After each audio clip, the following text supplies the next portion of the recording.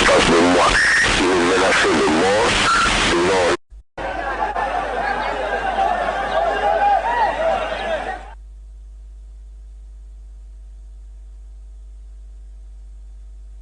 Et qui nous ont agressés, qui ont tiré sur les gens en grande partie, ce que j'ai eu en face de moi, qui nous menaçaient de mort, n'ont rien à voir avec une armée régulière. D'ailleurs, la différence est que dès que nous sommes arrivés à la gendarmerie de Conakry, le traitement, le discours a complètement changé.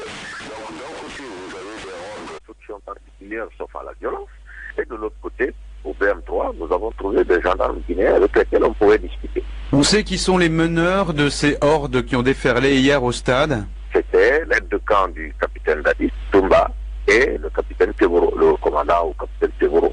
Je dois vous dire qu'à un moment donné, ces deux-là, paniqués, ont essayé de nous protéger, et c'est là où j'ai vu des sans-grades venir les penser et leur donner des instructions qu'ils ont été obligés de respecter. Et ça m'a effrayé parce que ça veut dire que même eux n'ont pas suffisamment d'autorité sur les personnes qu'on avait en face de nous.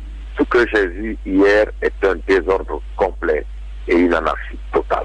Aucune organisation, aucune discipline, rien que de la haine et un déploiement inouï de violence. Sidia Touré, bonjour. Bonjour. Ce n'est pas la première répression sanglante à Conakry, mais est-ce que celle de lundi n'a pas encore été plus terrible que les précédentes? À mon sens, elle a été plus terrible parce qu'elle n'avait pas de raison. Nous avons connu des répressions en 2007 ici, c'était des manifestations de rue. Cette fois-ci, le lundi, nous avons appelé à un meeting dans un stade fermé, donc il n'y avait aucune possibilité de désordre. Ce qui s'est fait a été fait de manière délibérée avec une volonté de tuer.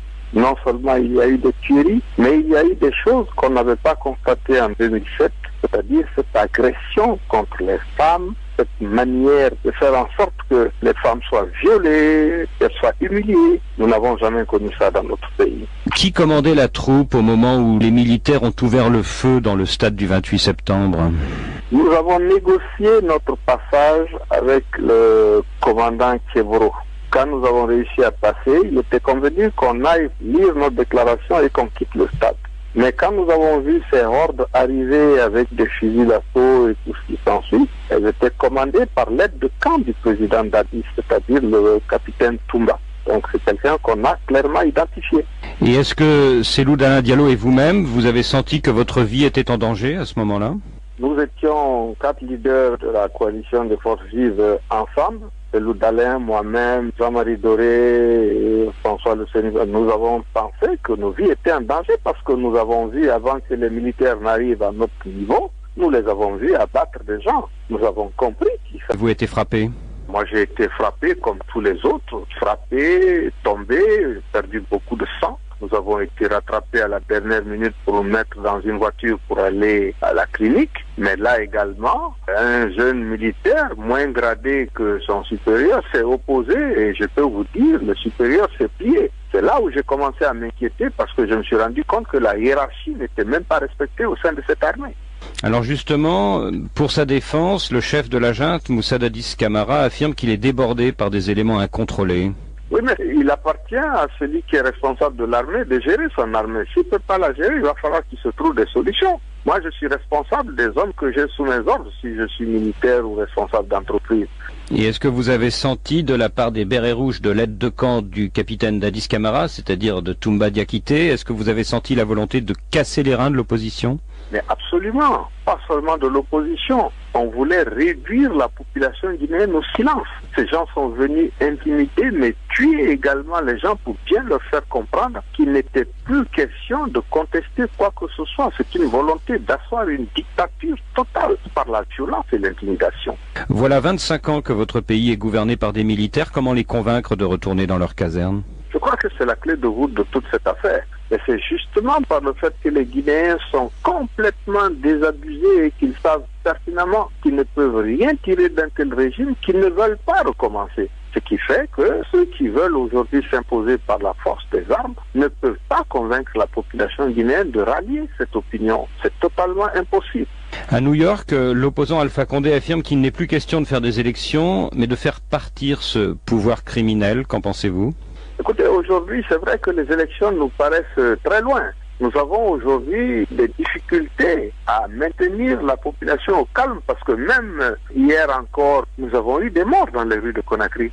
Donc nous sommes vraiment inquiets et je crois que la communauté internationale doit se mêler de cette affaire, notamment au niveau de la CEDEAO, pour qu'on puisse trouver des solutions idoines. Sinon, ce pays peut basculer d'un jour à l'autre dans une violence incontrôlée. Donc la priorité n'est plus le dialogue avec la junte, mais la pression de la sous-région sur la junte, c'est ça? Absolument, je crois qu'il faut mettre la pression dessus, parce que la Guinée qui sombre, c'est la Sierra Leone, le Libéria et la Côte d'Ivoire qui vont encore s'embraser. Et je crois que la communauté internationale a intérêt à s'intéresser au cas guinéen pour qu'on se sorte là. Nous avons connu des troupes des Nations Unies partout dans la sous-région. Si on veut éviter qu'on ait des cas comme ça en Guinée, c'est maintenant qu'il faut commencer à trouver les solutions ensemble. Avec éventuellement une force multinationale qui vienne vous aider en Guinée? J'ai entendu le président Ouad dire cela aux Nations Unies il y a 4 jours. Alors quand il disait cela, j'ai entendu des gens dire ici, mais pourquoi faire? Avec ce qui s'est passé lundi, j'ai compris qu'il n'avait pas tort. Et que cela est une possibilité qu'il faut clairement envisager si le président de la junte lui-même dit qu'il n'a pas le contrôle de son armée. Qu'est-ce que vous voulez que je vous dise? Hier, la France a suspendu sa coopération militaire avec la Guinée. Qu'en pensez-vous? Je pense que c'est un pas dans la bonne direction. Parce qu'il ne faut pas donner l'impression aux populations guinéennes que les militaires qui sont en train de massacrer les populations sont formés par une puissance amie. Donc il faut donner des signaux forts comme cela. Peut-être ça nous ramènera à une situation beaucoup plus raisonnable pour pouvoir discuter de l'avenir dans le pays. C'est un pas dans la bonne direction. Sidia Touré, merci.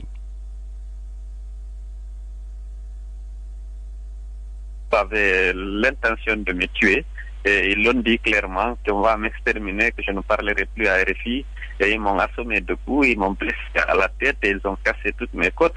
C'est lorsqu'ils m'ont pris pour mort qu'ils m'ont abandonné avec des propos racistes et ethnocentristes à mon endroit et à l'endroit de mon ethnie. J'étais vraiment choqué, mais j'ai fait le mort finalement. On a dit que c'était bon pour la morgue, mais depuis ça encore je reçois des menaces. Il semble qu'on me cherche, si bien que lorsque ils sont venus me chercher l'armée pour dire que chacun de nous peut rentrer chez lui, parce qu'on était à la clinique, mais on était prisonniers. Moi, j'ai préféré rester à la clinique, mais à 3 heures du matin, ils sont allés me chercher à la maison. Cellou Dalein Diallo, bonjour. Bonjour. Comment allez-vous? Je vais beaucoup mieux.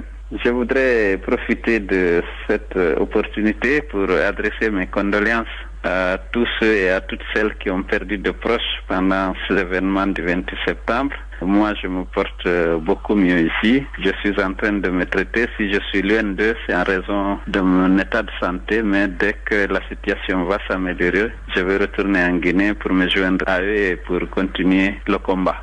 Et vous êtes toujours hospitalisé à Percy, au sud de Paris? Hospitalisé à Percy, où je reçois des soins vraiment de bonne qualité. Et a priori, vous devriez sortir dans quelques jours? Oui, probablement vers le week-end. Quelle est pour vous la priorité aujourd'hui? La priorité, c'est de traduire devant les tribunaux compétents. Beaucoup d'entre eux, la mission était conduite par l'aide du camp du président de la République. Toumba Diakité. Oui. Et à votre avis, il faut que les responsables de cette fusillade soient arrêtés, c'est ça? Il faut arrêter ceux qui assument les hautes fonctions de l'État. Ils ont la mission de protéger la vie des Guinéens. Lorsque des gens ont attenté de façon flagrante à la vie des Guinéens, plus de 157 morts, je pense que ça leur incombe de faire arrêter les gens-là et de les traduire devant les tribunaux. Donc pour vous, il est difficile de négocier avec la junte tant que les assassins n'auront pas été arrêtés, c'est ça? Oui, tant qu'ils se promènent avec cortège et sirène à Conakry. Ceux qui sont connus, tout au moins. C'est-à-dire ceux qui étaient dans le stade, en fait. Voilà, s'il y a encore un État ou un semblant d'État en Guinée, la première mission, c'est de mettre ceci en état d'arrestation. C'est-à-dire qu'en fait, il vous paraît difficile de vous asseoir à la même table que des gens qui ont tiré sur vous, c'est ça? Exactement. J'ai vu les gens tirer sur les gens. Je ne pouvais même pas imaginer que c'était avec des balles réelles. J'ai vu les gens tomber par dizaines. Mais pour moi, c'est des balles en cachou ou d'autres produits qu'on venait de découvrir qui permettaient de neutraliser des manifestants. Je ne pouvais jamais imaginer que c'était des balles réelles. C'est-à-dire qu'au début de la fusillade, vous n'imaginiez pas que c'était des tirs à balles réelles? Non, pas du tout. Vraiment, sincèrement. Et à quel moment vous êtes-vous rendu compte que c'était beaucoup plus grave que vous ne pensiez? Lorsqu'on était en train de me molester, j'ai vu des cadavres avec le sang, non loin de moi. Compte tenu de la responsabilité directe ou indirecte qu'elle assume par rapport à ce carnage. Je pense que la junte n'est plus à même de conduire une transition apaisée. Je pense que le plus urgent serait en ce moment d'identifier des hommes et des femmes pour mettre en place une transition digne de ce nom, capable d'organiser des élections libres et transparentes. Et je pense que la junte n'a plus aucune légitimité, elle est disqualifiée. Mais pensez-vous que Blaise Compaoré peut arriver à convaincre les militaires guinéens de s'effacer? Oui, il a une base. C'est que le capitaine Dadis a pris cet engagement déjà devant le peuple de Guinée et devant la communauté internationale. Et c'est sur cette base que le peuple de Guinée l'a soutenu. Parce que s'il n'y a pas effusion de sang pendant le coup d'État, c'est parce que tout le monde a estimé que son programme méritait d'être soutenu. Mais dès lors qu'il renonce à cet engagement majeur qu'il avait pris, je pense qu'il pose problème et que le médiateur a cette base-là pour lui dire, écoutez, vous êtes un soldat, vous êtes un militaire, eh bien vous avez donné votre parole d'honneur, respectez-la. Et si le médiateur a cette base-là pour lui dire, écoutez, vous êtes un soldat, vous êtes un militaire, eh bien vous avez donné votre parole d'honneur, respectez-la. Et si la junte refuse de s'effacer? C'est en ce moment qu'on aura besoin de la communauté internationale qui va peut-être arbitrer pour assurer la transition. Et quand la France évoque une intervention militaire internationale, qu'en pensez-vous? Ah oui, pourquoi pas? Parce qu'on a parlé de forces d'interposition. Je crois que les forces vives ont inscrit ça dans le cahier de revendication qui a été remis au médiateur. Une force d'interposition afin de préserver la paix et d'assurer la sécurité des citoyens et des leaders politiques. Une intervention de ce type pourrait être dirigée par la CEDEAO ou par l'ONU? La CEDEAO ou l'ONU, qu'importe. L'essentiel est qu'on ait une force qui puisse s'interposer et assurer mieux la sécurité de la population, y compris des leaders politiques. Afin que vous puissiez être protégé pendant la campagne électorale? Voilà, absolument. Mais beaucoup disent que vos divisions à l'intérieur de la classe politique guinéenne facilitent le maintien au pouvoir des militaires. Non, je ne crois pas. Si les militaires avaient maintenu leur engagement d'organiser des élections libres et transparentes, sans y prendre part, en jouant un rôle d'arbitre neutre et impartial, il y aurait certes des contradictions entre compétiteurs, mais il n'y aurait pas de problème de fond. Est-ce que la répression sanglante du 28 septembre ne rapproche pas de facto Sidi Touré, Alpha Condé, vous-même et tous les autres opposants guinéens? Oui, le premier déclic qui a rapproché tous les leaders, c'est lorsque le capitaine Dadis a dit qu'il veut se présenter. Et à partir de là, nos dissensions internes sont atténuées, sinon ont disparu. Et bien sûr, la répression du 28 septembre ne fait que renforcer cette unité. C'est Lou d'Alain Diallo, merci. J'ai eu beaucoup de difficultés à rentrer au stade parce que le monde, la marée humaine qui était agglutinée sur la terrasse m'a fait perdre énormément de temps pour accéder à la tribune, et à la fin je n'ai pas pu accéder à la tribune, donc j'ai passé derrière l'esplanade du stade et j'ai réussi avec l'appui de quelques jeunes gens costauds à me dégager de la foule et à me mettre dans un coin. Et c'est pendant qu'on reprenait nos esprits que nous avons vu entrer les bérets rouges par le portail du stade. Ils sont entrés en tirant à l'horizontale. J'ai rencontré une des responsables de notre parti à l'abbé. Je l'ai aperçue là. Je lui ai dit, mais qu'est-ce que tu fais là? C'est dangereux, il faut partir. Elle a détalé. Mais sa copine n'a pas pu détaler. Un militaire lui a fait un croc en jambe. Elle est tombée, il s'est mis à la violer, puis un autre l'a bousculé, il lui a rentré le canon de son fusil dans le sexe, à 10 pas de moi. Mais moi, pendant ce temps, on m'avait enlevé ma veste, on m'avait délesté de mes téléphones et de mon argent, et on m'a mis à genoux, et les deux bérets rouges qui s'acharnaient sur moi, un a dit, toi, on te cherche depuis longtemps, tu nous as fait trop de mal, aujourd'hui je vais te tirer 2 balles dans la tête. Son copain dit non, ça serait simple. Il ne faut pas lui tirer 2 balles dans la tête, il faut l'égorger. Les seuls qui ont un contentieux avec moi sont les gens de l'ULIMO, parce que les autres militaires guinéens n'ont aucun contentieux avec moi. J'affirme, je ne dis pas combien ils étaient de l'ULIMO au stade, mais les deux que j'ai vus, les deux là, j'affirme catégoriquement qu'ils étaient de l'ULIMO. Cette hésitation entre les deux éléments de l'ULIMO m'a sauvé la vie, parce que à cet instant précis, le ministre Thiebro Camara, le ministre chargé de la lutte contre le grand banditisme, est passé et il a crié sur les deux forcenés que mais vous ne savez pas que c'est M. Doré. Ils lui ont dit, mais on sait que c'est lui, c'est pourquoi on va le tuer. Si toi tu fais un pas de plus, on va te flinguer. En ce moment-là, beaucoup de gendarmes qui suivaient Tiégboro ont encerclé les deux éléments que j'affirme être de l'Ulimo, et c'est comme ça que je n'ai pas été exécuté sur place. Mais quand Tiégboro a pris ma main, l'un d'entre eux a pris ma main droite et ils nous ont suivis. Et au milieu de la terrasse, ils ont réussi à me retirer des mains de Tiégboro, à m'agenouiller. Ils ont commencé à me rouiller de coups. Vous savez, la mâchoire, la tête, les épaules, les fesses, les côtes, tout y passait.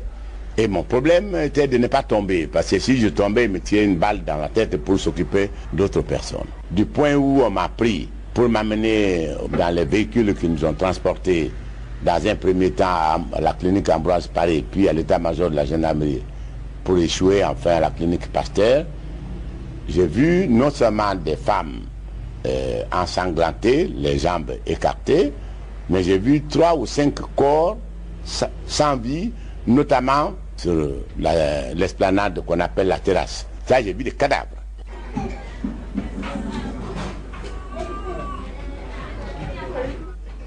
Entre la honte et la colère, ces femmes qui disent avoir été violées par les militaires durant la dernière manifestation de l'opposition acceptent de nous raconter leur calvaire.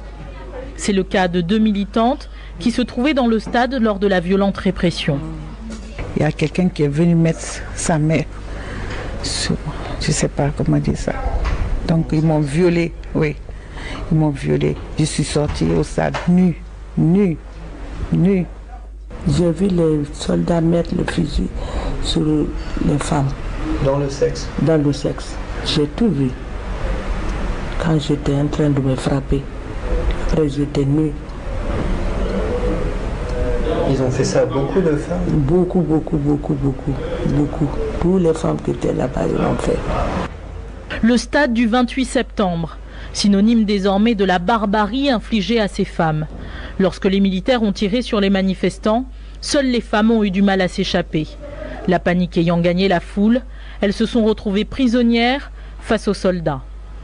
J'ai trouvé 5 personnes, 5 filles, 5 soldats, ils les violaient. Je me suis retourné derrière la porte, j'ai trouvé un autre là-bas aussi. Il a pris le fusil comme ça, il le faisait rentrer dans les sexes. Le ministre de la Santé a expliqué que les hôpitaux n'ont été saisis d'aucune plainte. Le ministre ne croit pas qu'il y ait eu des viols durant la répression de la manifestation.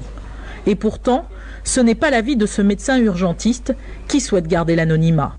Elles ont peur de venir et nous-mêmes on n'est pas très rassurés en parlant de ces viols parce qu'on craint les conséquences de s'être exprimé. Le viol collectif, viol en plein jour dans un terrain, sincèrement, ça c'est inhabituel en Guinée. C'est inhabituel en Guinée.